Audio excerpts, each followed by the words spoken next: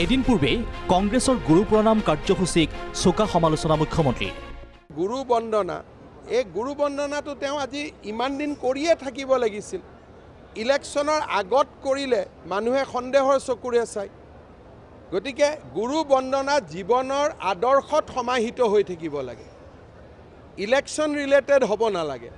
আজি ৭৮ বছৰেতো কংগ্ৰেছে কেতিয়াও গুৰু বন্দনা কৰা নাই। অসম আন্দোলনৰ সময়ত কিমান গুৰুক জেলত থৈছিলে তেওঁলোকে হিচাপ কৰক। এইবাৰ মুখ্যমন্ত্ৰীক উভতি ধৰিলে ভূপেন বৰাই।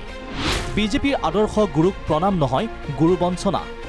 গুৰুক সন্মান দিয়াৰ নামত শিক্ষকৰ দৰমহা হ্ৰাস, টেট শিক্ষকৰ স্থায়ী নিযুক্তি প্ৰক্ৰিয়া সমালোচনা ভূপেন বৰাৰ।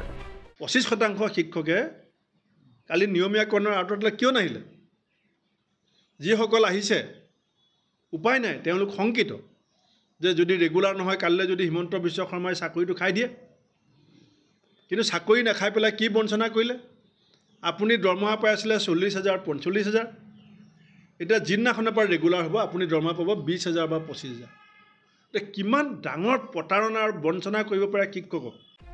গুৰুৰ প্ৰতি সঁচা অৰ্থত বিজেপিৰ যে সন্মান নাই সেই কথা পুনৰবাৰ প্ৰমাণ কৰিলে ৰাজ্যৰ 23,956 ঠিকাভিত্তিত টেট শিক্ষকৰ স্থায়ী নিযুক্তিৰ নামত হোৱা এনেবোৰ ঘটনাই।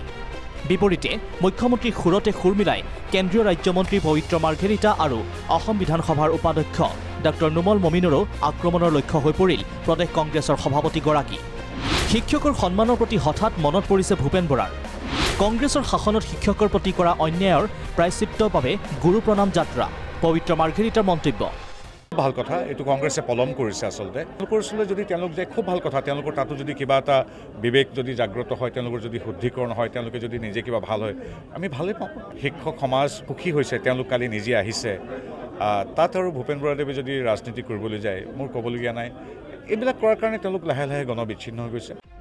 গুৰু প্ৰণাম কৰিবলৈ ওলোৱা কংগ্ৰেছে পূৰ্বে কিয় শিক্ষকক জেলত ভৰাইছিল? প্ৰশ্ন অসম বিধানসভাৰ উপাধ্যক্ষৰ। কংগ্ৰেছৰ নীতি আজি তেওঁলোক গুৰুক সন্মান দিব নাজানে, সেইটো 100% চিয়'ৰ। তেতিয়াহ'লে কংগ্ৰেছৰ নেচাৰেলি তেখেতসকলে গুৰুৰ প্ৰতি থকা যিটো সদ্ভাৱ বা সন্মান সেইটো কেতিয়াও কংগ্ৰেছত থাকিবই নোৱাৰে, কাৰণ তেখেতৰ চৰিত্ৰ সেইটো।